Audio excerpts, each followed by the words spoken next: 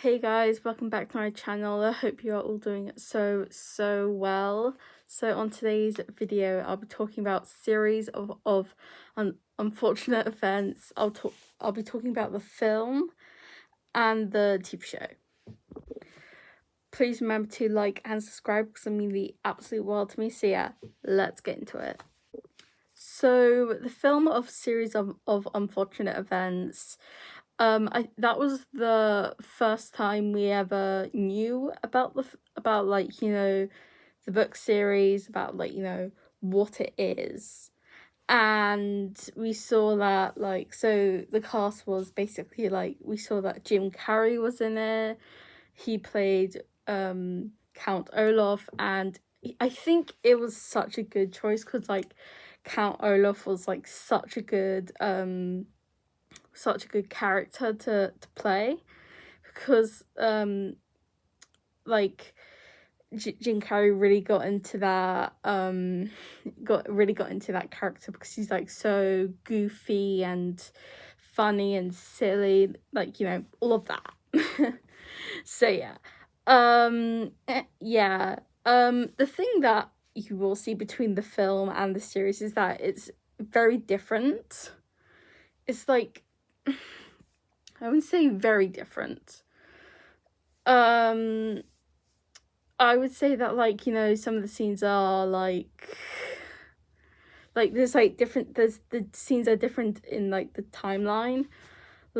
Spoiler alert if you haven't seen it. The wedding scene in the film is at the end. So yeah, that's a difference. Also the characters, the twins of one of Count Olaf's henchmen, the twins aren't twins. They're just they don't look like, because it's got Jennifer Coolidge in it. I love her so much. She's such an amazing actress. She really does go into her roles so well. So yeah. And there's another one. I don't know who the actress is, but yeah, she really gets into the role of Jennifer Coolidge. Yeah, she really gets into it. I was gonna say something else, but I forgot. Yeah, but I'm getting ahead of myself. So if you don't know what Series of Unfortunate Events is, it's these three intelligent children. So this girl who's I think 15, this boy who's 12, and a baby. Yeah, they're all intelligent. The oldest one likes to invent, the middle child likes to read, and the baby likes to chew on things, hard things like wood and doorknobs and stuff like that. Yeah, and they apparently go and stay at this house, Count Olaf's house. But then their banker person, and Mr. Poe, he kind of he's very manipulated by what Count Olaf says. So if you say anything to him, he'll be like, oh, okay. Sorry, my voice cracked. Okay, sorry. Yeah, he'll be like, oh, okay.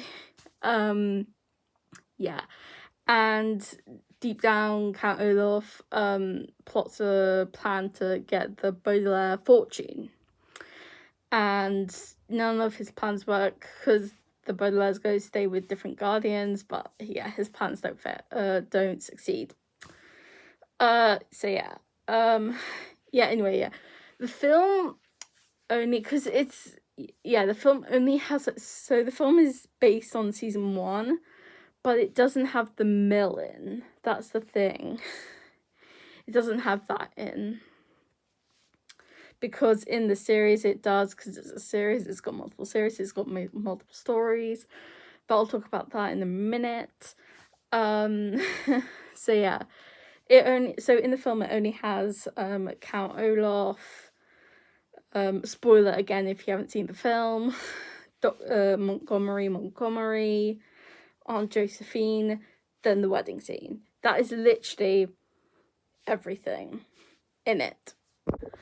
Oh yeah, also in the film there was basically like a there's basically like sort of, I'm gonna say, like TV show, I guess, like sort of like this like cartoon. Yeah, I think that's the word. Yeah, cartoon where it's like an elf, and like, you know, that's also in it, and it's different. The elf isn't really relevant in the series. It's more of like, oh, this is like something to take the mind off the unfortunate events. That's basically what it is. So yeah. Yeah. Another thing is that in the film, the kids are still in his care, because I can't remember. Is this? No, this is before Montgomery. Okay, yeah. This is before Montgomery. So yeah. But so in the film there is a scene where like Count Olaf tries to get the kids' fortune by basically train accident, if you say, because he parked his car on some train tracks. He went to this like petrol station. Sorry, I'm British, I say petrol station, gas station in America, other places. Yeah, so yeah, he goes to this he goes into the shop and basically pretends to get like some drinks for the kids, like juice and stuff. Then he hears the train coming and he knows that his plan is hopefully going to work for him. But then the Baudelaires here, and they think of a way of how to like how to stop it. So they use this like invention and change the tracks. You're probably thinking, oh, why don't they get out? Well, Count Olaf locked the car. That's why. Now, time to talk about the series. So Netflix it's on Netflix, and it's like one of Netflix's like, you know, most loved family, friends, kids show. With lots of amazing actors. This time, it doesn't have Jim Carrey. No. It has Neil Patrick Harris. Again, such an amazing actor. Like, he's very funny, and like, you know, in the stuff he's like played, he is very funny in also Count Olaf. He does play it so well. Again, like he's just so good. But this time there's more story in season 1, because yeah, there's just more story in season 1 than in the film. Also, in the film, just to quickly add, Jude Law is in it, but he's like the narrator person. He's Lemony in it. Anyway, back to the series. So yeah. Again, it's the same sort of children, but yeah, same sort of like, you know, occupations and everything. Yeah, so yeah, they stay with Count Olaf, and this time the wedding scene is at the start. So yeah, and it kind of does, I would say the series is a bit more better than the film, because it kind of does make the plot look a bit better, because in the film it just looks so rushed. It just looks like, oh, we've got like, let's say 2 hours to film this, like 2 hours of a film, let's just put pieces together and get on with it. Yeah, anyway, but the series it just takes time. It just looks like it's taking time, because like, yeah, they're like at the start they're on a beach, like the Baudelaire children are on a beach, and they get told their parents have died in the fire. That's like the main starting point of the series. Yeah. And again, like there's like more characters in the series, because there's like Jacqueline, who's Mr. Poe's receptionist, And oh yeah, Mr. Poe does tell the children their parents have died and they go to save Count Olaf. But yeah, Jacqueline is Mr. Poe's receptionist. She's part of the people that the Baudelaires stay with are part of this organization called VFD, and yeah, she's Jacqueline is part of it. There is this whole episode with Gustav, but we don't really see much of Gustav, so I can't really comment on him as a Jesus Christ. Sorry, my mask is very right. Okay, there we go. Yeah, I can't really comment on him as a character, because I only see 30 minutes of him. I don't see much of him. So if I saw 2 episodes of him, oh yeah, I could just say a bunch of stuff on him, but I can't really say. I can only say one word for him, part of VFD. That's literally it. Anyway, so yeah, his thing, I could literally go all upon the episodes till the cows come home, but I'm not going to do that because that'll take a while. So yeah, the Baudelaires again. So yeah, from the film, they stay with Montgomery, Aunt Josephine. But this time they stay in a lumber mill at the end of season 1, and yeah, it's it's very that's when the Baudelaires find out about BFD. Well, not find out, but they know about it. They're aware of it. Yeah, they're aware of it.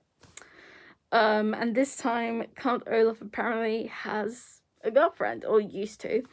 And this one the actor's name is Catherine O'Hara. Oh my God, I miss her. Rest in peace. She was such an amazing actress. So yeah, miss Catherine O'Hara, but yeah. And so yeah, then her character dies at the end. So yeah, again, I can't really comment. Actually, no, I could, because she was at the start. She was very got it going sort of character. Her character was really good. What else?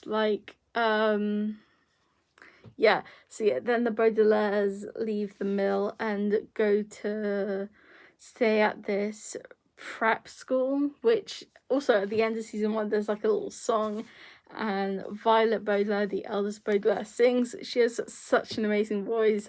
Oh my gosh. Yeah, and also Count Olaf sings, Neil Patrick Harris, because of course he would sing. Yeah, just amazing. Yeah. Yeah, so yeah, they go to stay at this preparatory school. Then Count Olaf uses all these disguises from season 1. He was I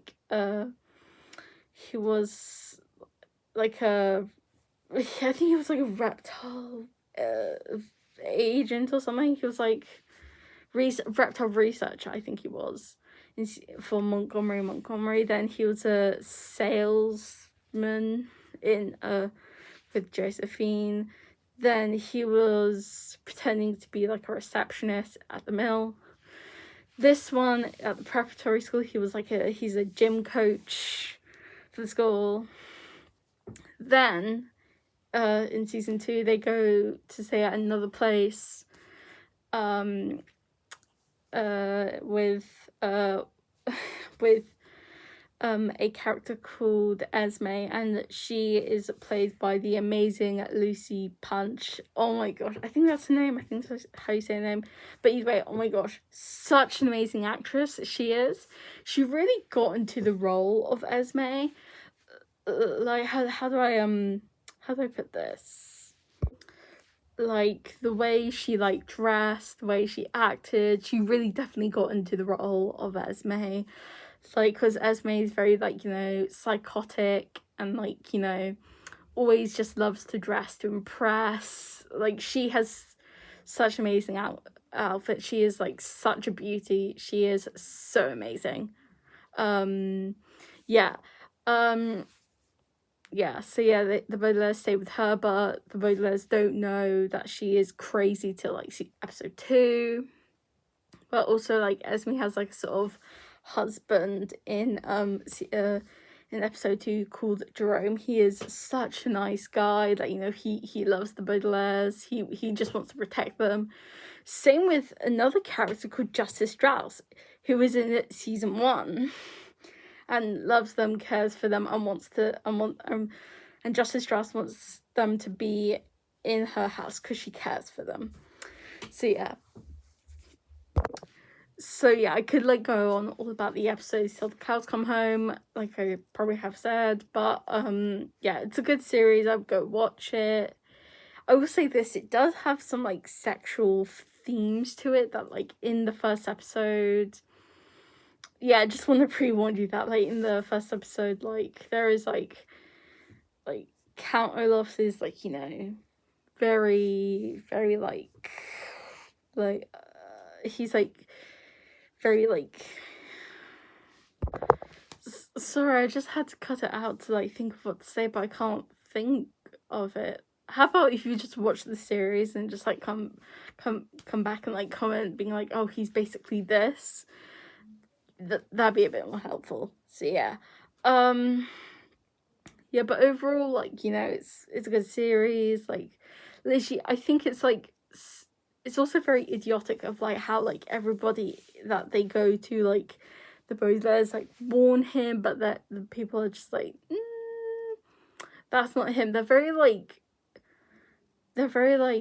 how do I say they're very like persuaded by like Count Olaf's like disguise. They're very taken by it.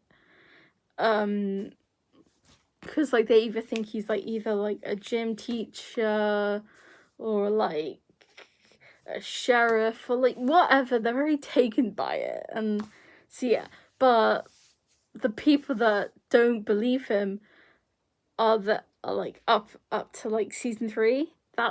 And there's like a colony that the Baudelaires go to because they wash up on this island, but that's another story for another time. And like basically there's this guy who basically started BFD, and yeah, and he sees him, he knows him, and doesn't believe what he says, and yeah. Rather not spoil it so much. So yeah, it's very like sort of like, you know, you're waiting on the edge of your seat to find out what happens next.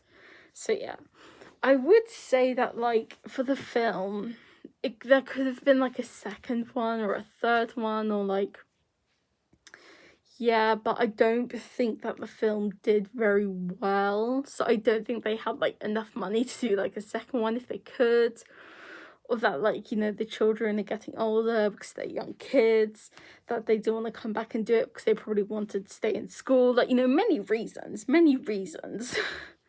so yeah, but yeah, I feel like there could have definitely been like a second movie, but I just feel like it could have just been more like more towards the books. I haven't read the books in a long time, so I don't know which is more correct, if it was like the series or the film.